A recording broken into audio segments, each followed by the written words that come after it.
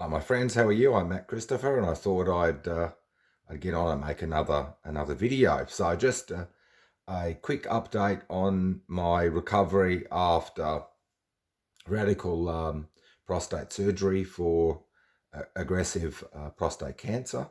So I'm doing well. I'm getting stronger every day, and hopefully in about 6 weeks' time, when I go for my first round of tests post operation, that all the signs will be positive. So I'm hoping that's the case. But I just want to say thank you for your love and your support over this time. Certainly been a great deal of stress on myself and Monica and Charlie, but the love that I've received from all my friends right around the world has been really wonderful and very,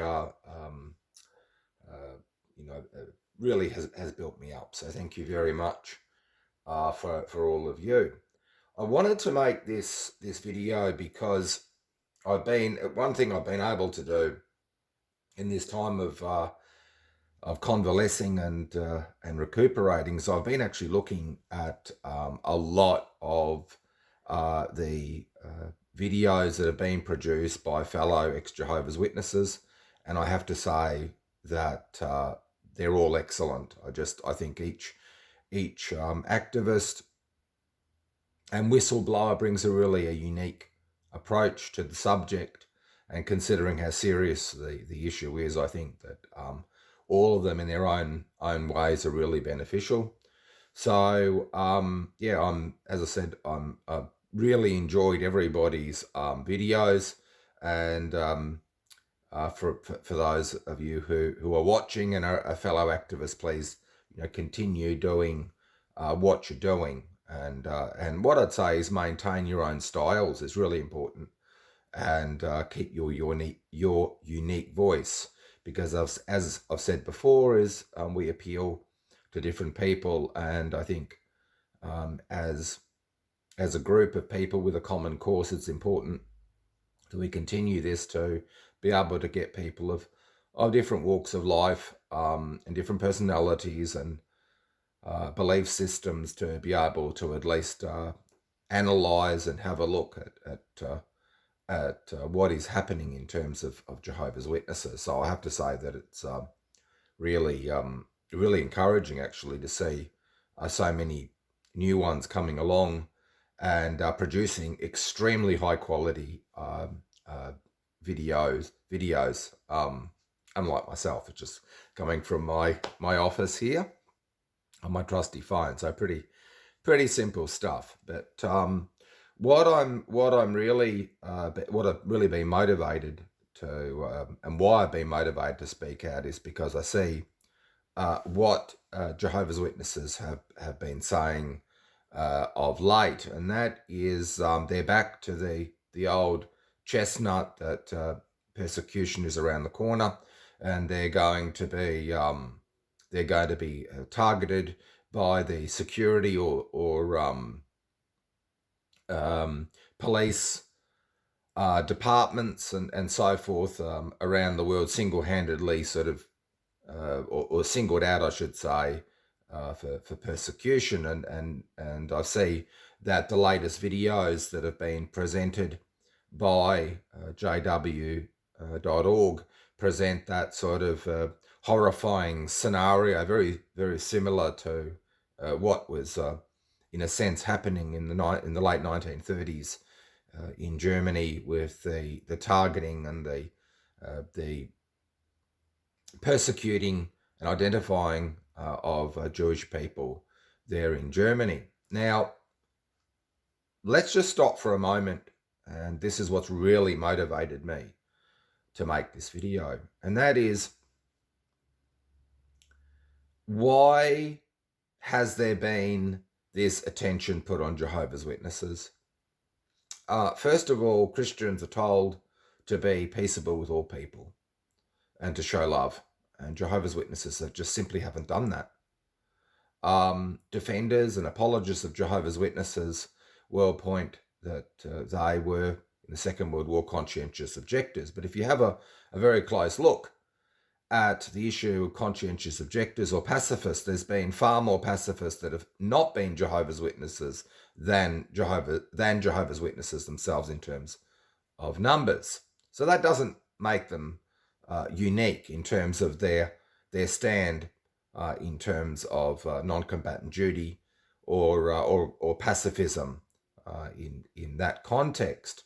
But when you have a look at, for instance, their internal policies relating to the disciplinary processes, which they call disfellowshipping, which comes from their internal kangaroo courts, their internal parallel legal systems, that has wreaked havoc on hundreds of thousands of people, if not millions,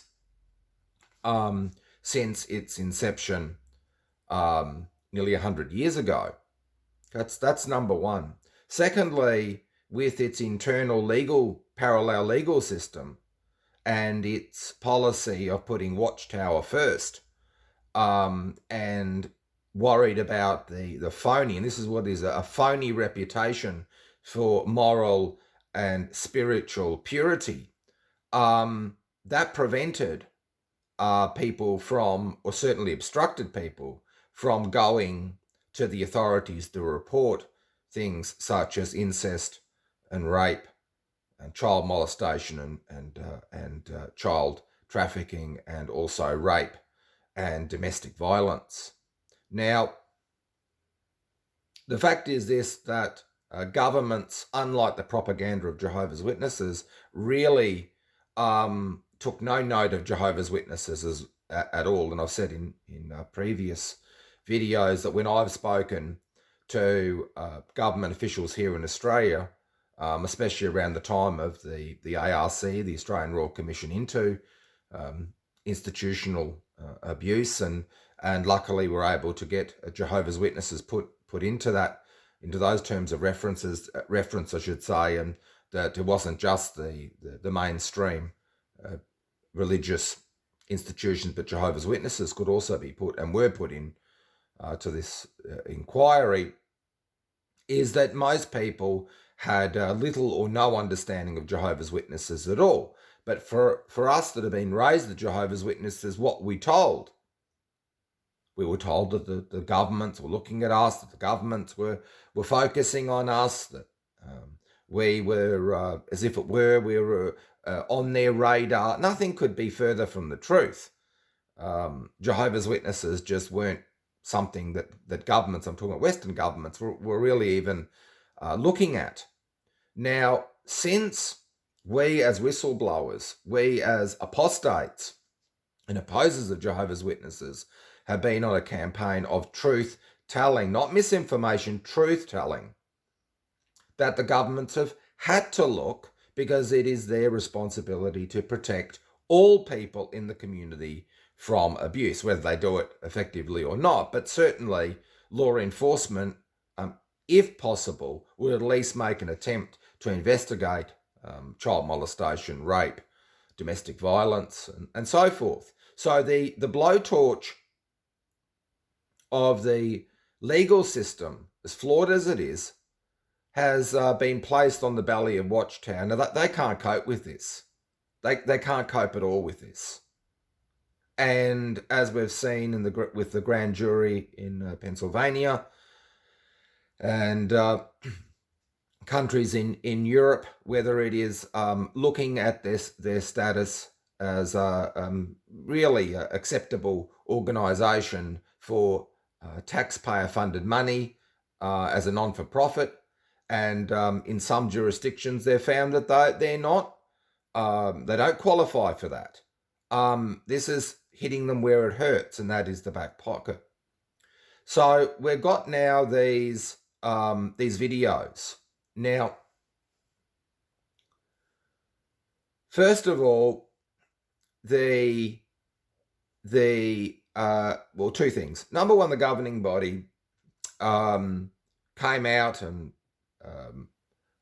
said that the governments that were deciding against them in terms of handing over taxpayers' money two watchtower entities in Europe, for instance, that, and I'm just quoting here, that their comeuppance was coming. They better change their ways, because they were going to get it in the neck.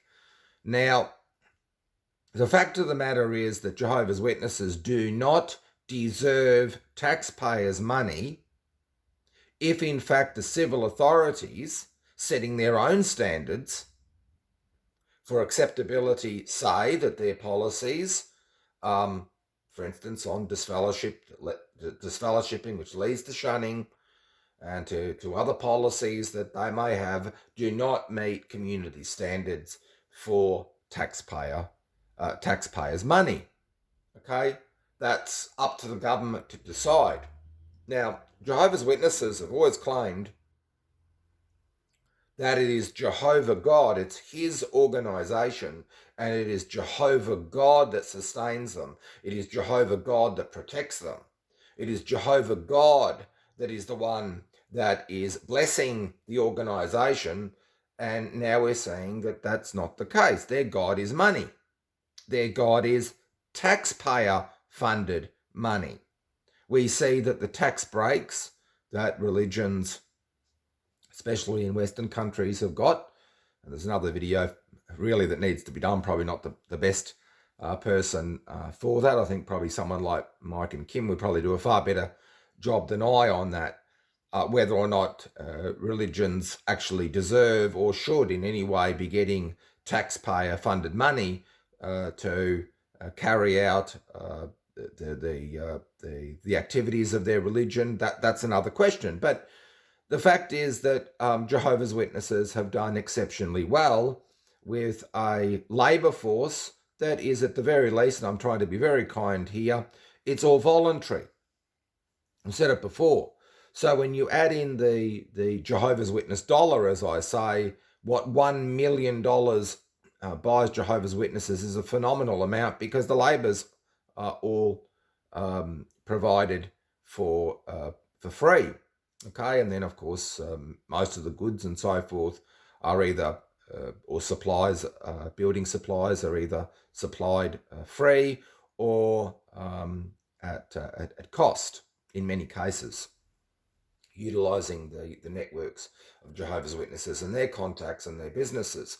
So their money goes a very long way, and of course they can buy and sell and do all that, and in most cases, in most countries where they have the benefit of being recognised as a religion, they never have to pay the taxes on the proceeds of these buildings that have been built pretty much at the cost of materials. Now, what's happened now is that the governments around the world are starting to get their eye in on Watchtower, and they are starting to not just ask questions, but to look. And I remember many, many years ago, I think it was probably in the 80s, I was baptised in I think about 1987, that's showing my age.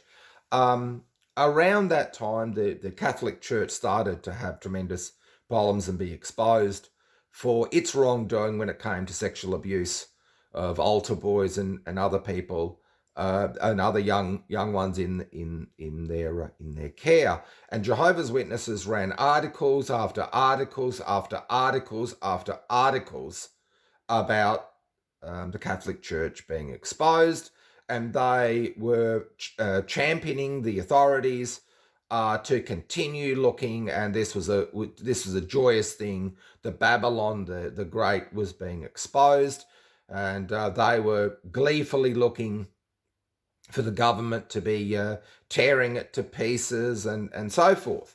Now, when the same authorities, the same government departments, the same police departments, the same courts now have Jehovah's Witnesses and those, whether it's elders, whether it's those representatives of Watchtower in their court system, what have we got? We've got persecution. Okay, so the hypocrisy is breathtaking. Now, just to give you a little bit of an example, here in Australia, and where this is in May of 2024. We're here. I live in Brisbane, Queensland, Australia. Well, about an hour's drive from me at the Sunshine Coast, there is he's now a former Jehovah's Witness because he's been disfellowshipped by the Christian Congregation of Jehovah's Witnesses, but a former elder, which I knew and my wife knew and many other people knew, is in the docks on multiple charges of sexual abuse of young ones, vulnerable ones that were Jehovah's Witnesses, and he's in the courts at the moment. Now, I can't mention the name, but many of you here in Australia, especially in Queensland, will know who I'm talking about. Now, what was extraordinary about this is when the said person the allegations first were aired, his wife claimed that it was a conspiracy by former Jehovah's Witnesses, that the victims, who of course had been stumbled or left the Jehovah's Witnesses, had an axe to grind, so to speak, and these were all just falsehoods. Now, as the evidence, so she was victim blaming there. Okay, and the last report that we've had is that he has been disfellowshipped. So there must be enough for Jehovah's Witnesses to have acted against him, especially with the notoriety of his behaviour.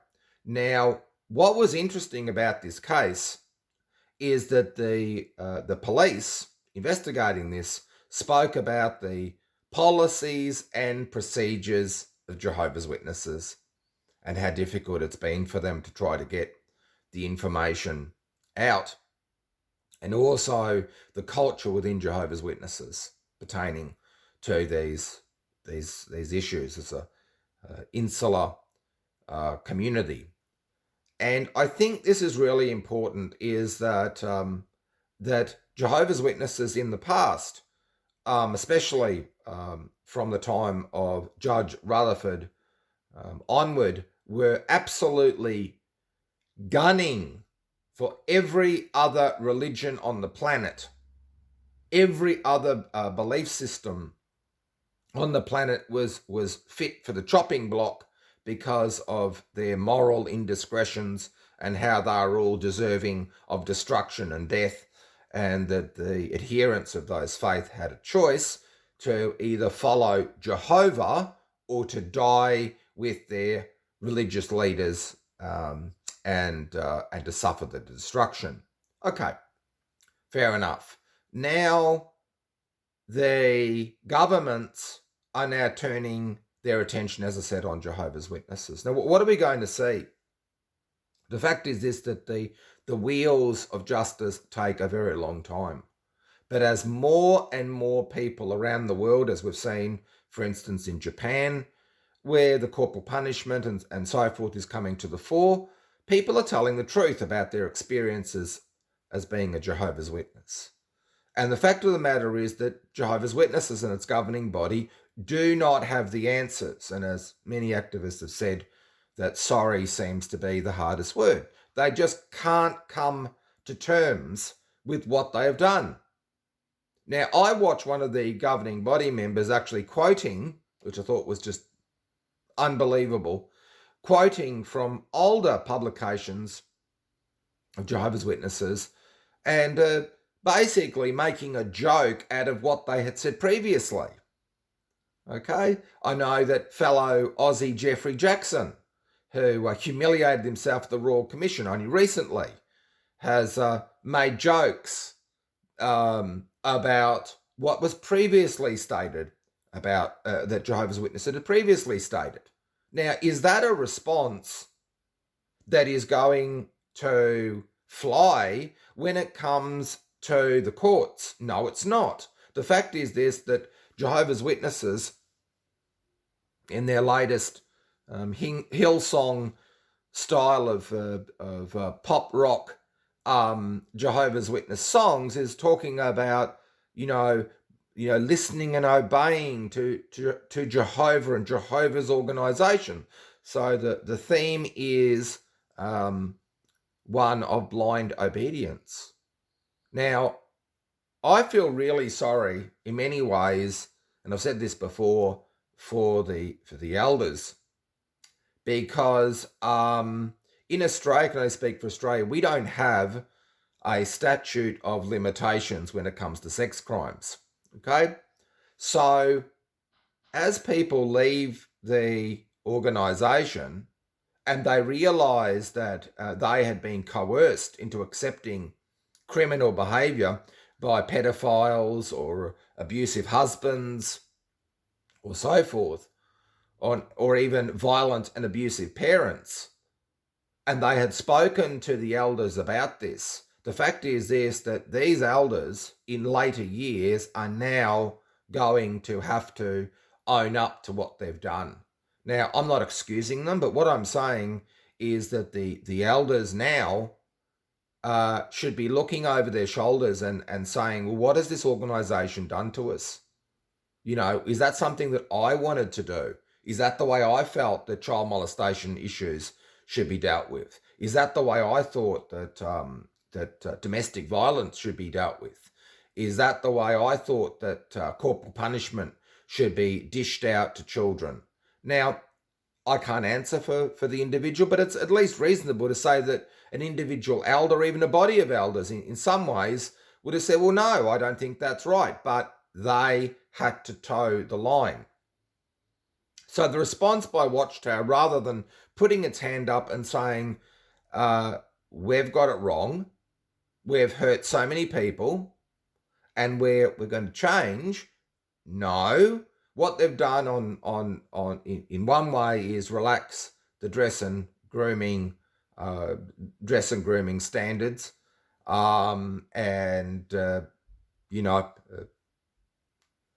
that's not a bad thing when you're in a captive group and you're allowed to have even some form of individuality. That's better than none.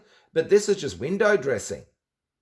The whole issue of having judicial cases in which elders, certainly past tense, were dealing with all things from rape, incest, child molestation, domestic violence, and so forth. They were just not qualified in any way, shape, or form to be handling these issues. These are not issues that can possibly be handled by ill-equipped men with no training to deal with issues that are straight criminal cases. End of story. It can't just be kept in the family, so to speak. Now, this is all coming out, as I said before, where the tip of the iceberg is the sexual abuse of children. That's just the tip of the iceberg. When we look at the amount of physical violence, domestic abuse against women in Jehovah's Witness households, that just outnumbers the cases of child molestation issues. That was commonplace, and I think nearly every witness knew that there was marriages that were having problems, and the having problems was, domestic abuse.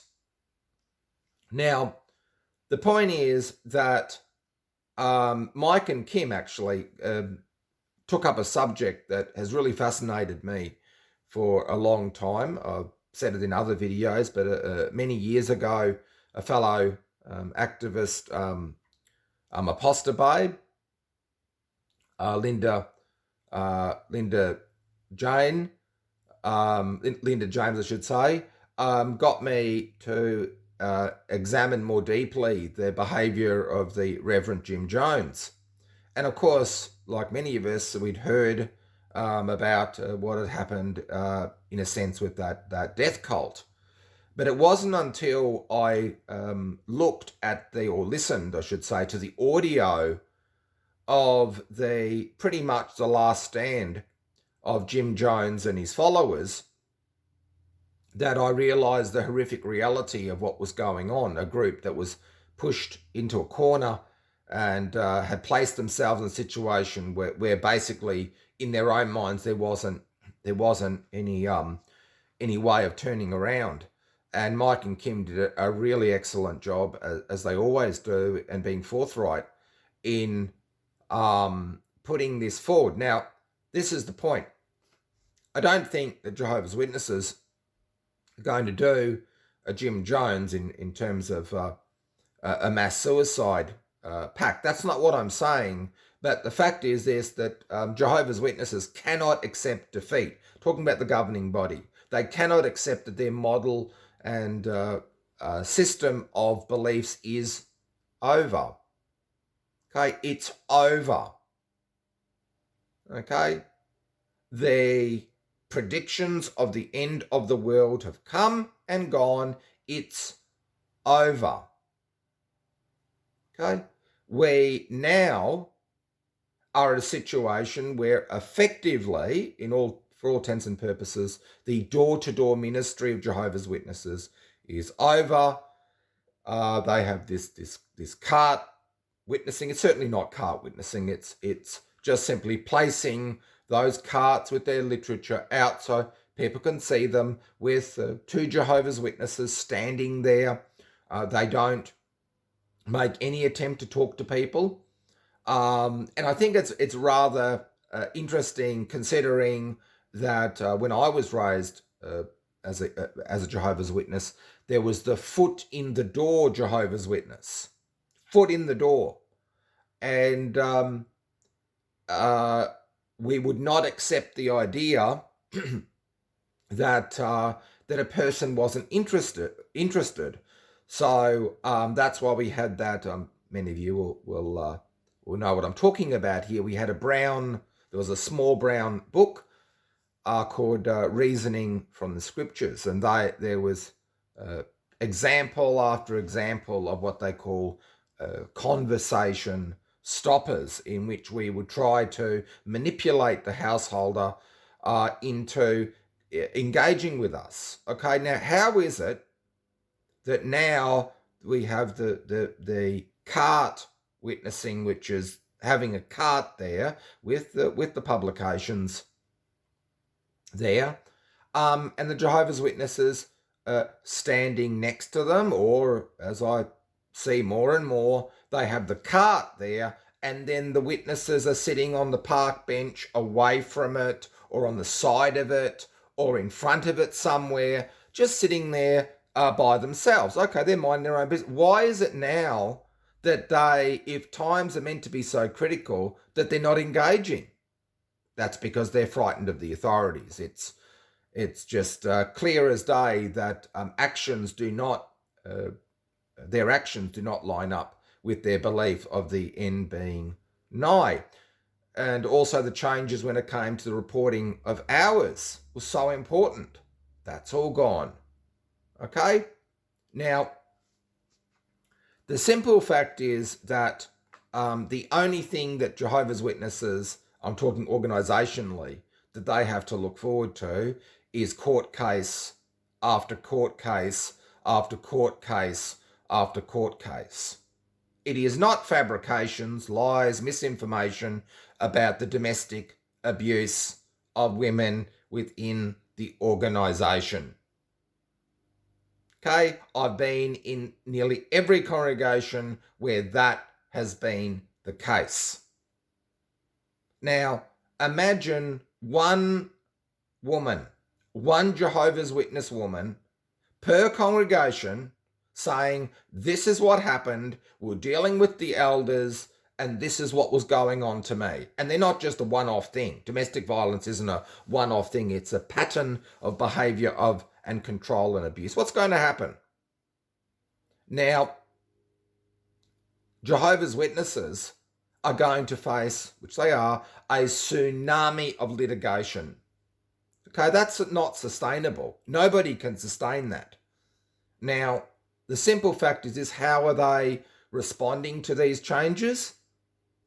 By rolling themselves into a small ball, selling off as many kingdom halls as possible, and then pumping out propaganda videos that they're going to be treated, as I said, like the Jews in Germany in the late 1930s. Okay, this is nothing more than lies and propaganda. Okay, lies and propaganda. Okay, the beliefs, that is that Jehovah's Witnesses are the only true organisation, that Jehovah God was protecting them, that Jehovah's organisation, Jehovah's people, and they were being sustained by Jehovah's mighty arm, is nothing but a lie. It's taxpayer-funded money. And people are coming out now after being Jehovah's Witnesses for 10, 30, 40, 50, 60 years are coming out. And they are realising that they were under, dare I say, a demonic hypnotic spell. Okay? Now, what can you do? What can we do? 3 things. Number 1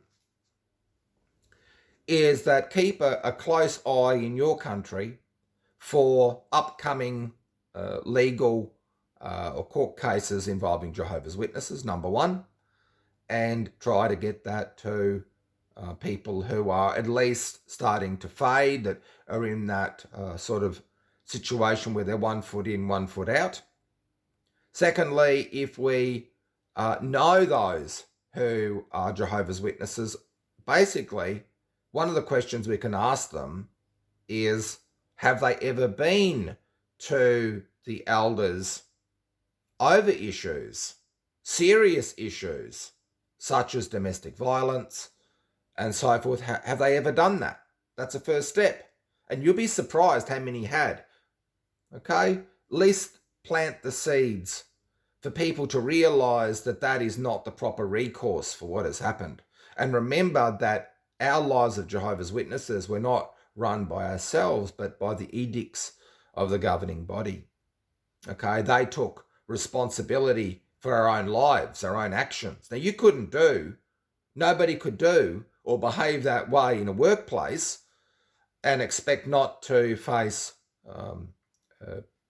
consequences for that behaviour. But Jehovah's Witnesses have been able to try to keep everything in-house, I should say, to promote this lie that somehow they were living in a spiritual paradise. They weren't. They're living in a fool's paradise. The fact is this, the Jehovah's Witnesses are just human beings like everybody else, with all of the imperfections and foibles that everybody else has. But on top of that, they were a magnet for people that loved the idea of having authority, and an organisation that backed its supposed appointed men, and that criticism of the body of elders or the circuit overseers or the then district overseers, heaven forbid branch members and so forth, that was absolutely a no-go zone. But where do you get that? Where do you get a society of people in which you're not allowed to criticise, you're not allowed to clearly point out where there is behaviour that is dangerous, and that there is behaviours that have been swept under the carpet. So the panic stations by Watchtower is that all of its sins has been exposed. It had years and years of pointing to the sins of the Catholic Church or the other religious denominations. Okay, that's fair enough. Okay, but the fact is this, that when you point fingers at other people, there's always those other fingers, pointing back at us. Was Jehovah's Witnesses home clean? No. Were they free from those accusations of child abuse? No. Not only were they not free, they were actually journaling them down.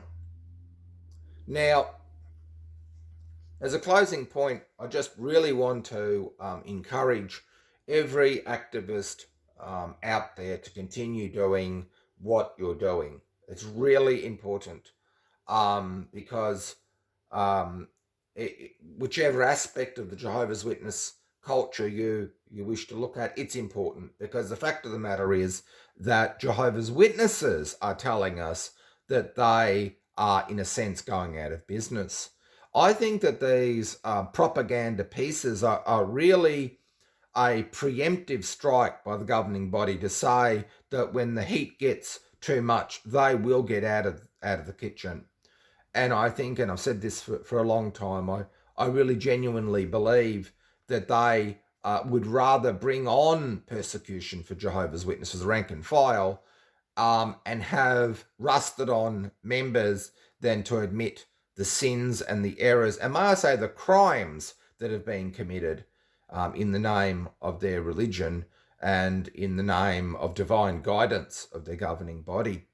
So I think it's very worrying times, very, very worrying times coming for those who are rusted on Jehovah's Witnesses that just will not wake up. As I said, when it came to the ARC in Australia, Jehovah's Witnesses were saying that was some kind of AI generated image of Jeffrey Jackson there, who didn't really say all those things, and all the rest of the things. Everything that is presented to them is viewed as propaganda, and that has to be ignored at all cost. Now we can't change those people that wish to die on the hill for their beliefs, but the fact is this: there is millions of Jehovah's Witnesses who have woken up and really don't know really what to do. And what I would say, and I think myself and Monica have lived this this way, is that if you do believe that the answer to your spiritual life is not an incorporation in New York or Pennsylvania, it is actually belief in Jesus Christ. And whether a person is not religious, the fact is this: there is life outside of the organization, and it's amazing life. So whether or not a person exits and becomes a Christian, accepts Christ or doesn't, that's really not the purpose of my videos. My point is that a group of men in New York have absolutely no right to control your life and your destiny. Life is a privilege, and I think and such a blessing. And I think after my cancer battle, I certainly appreciate every moment to be able to be conscious and aware. And I think that handing over our authority, our liberty, to anybody else, especially a group of men that cannot say sorry for what they've done. And remember that this charade has been going on for over 100 years. The fact is that the way Jehovah's Witnesses are going will be 200 years, and they'll be still screaming that the end's around the corner and they're victims and so forth. That is just something that they'll always say. There's no reality to any of this, and they've brought persecution, if there is any, or trouble, I should say, or attention by the governments, and consequences for their behaviour. They've brought it on themselves. Okay, they haven't been peaceable to all people. They've really terrorised people. They've made people suffer. And as a closing point, I remember, and I think of the times when so many discourses were given, so many talks were given in the congregations that I was in about what would happen if a man grew a beard or so forth. And I've told the story about one of the local elders in a neighbouring congregation in Wishart, who had the moustache and what my elders said. I laugh about those things now. To turn around, and mind you, they quoted the Bible. This was God dishonouring. And now, of course, not only is beards okay, but women can wear pants. And actually, I saw some Jehovah's Witness women actually had their cart near the QUT University, just here in Brisbane. I saw them, and may I say, very, very casually dressed. Okay, the standards have dropped Okay, absolutely dropped. So much so for what would happen if people didn't see us in a three-piece suit and you weren't clean shaven or you weren't wearing a tie or you didn't have a briefcase. What would happen? The sky would fall in. It would reflect on Jehovah now. When you have a look at the photos that are making the rounds of what a typical Jehovah's Witness now looks like, and the people that I know that are still active Jehovah's Witnesses, they don't look anything like what was professed to be the standard, the holy standard of Jehovah's Witnesses, in contrast to the world. It's all lies. Simple as that. It's just lies. And I think it is a very worrying time for Jehovah's Witnesses. So I just hope that this video is, as always, thought-provoking. And as I said, we can all play our part in this. And most importantly, life outside of Watchtower can be glorious. And it's something that is precious and being spent with people who are false prophets. And that's what they are. They are false prophets. They claim to speak in God's behalf. And what a sin that is. What an absolute abomination that is. So anyway, thank you very much. I'm Matt Christopher, and most importantly, thank you for your love during this extremely difficult time in my life. But as I said, I'm getting stronger, and I really felt motivated to speak to you. And it's more just to say thank you for your love and support over many, many years now. It's been many years. And for those who produce videos as ex-Jehovah's Witnesses, please keep them up, because I really like them. Nearly, I shouldn't say nearly to a person. There's only one apparent activist that I don't follow, but everybody else, I absolutely love what you're doing, and please keep up the amazing life-saving work. I'm Matt Christopher, and God willing, I'll speak to you soon. Thank you very much. Cheers.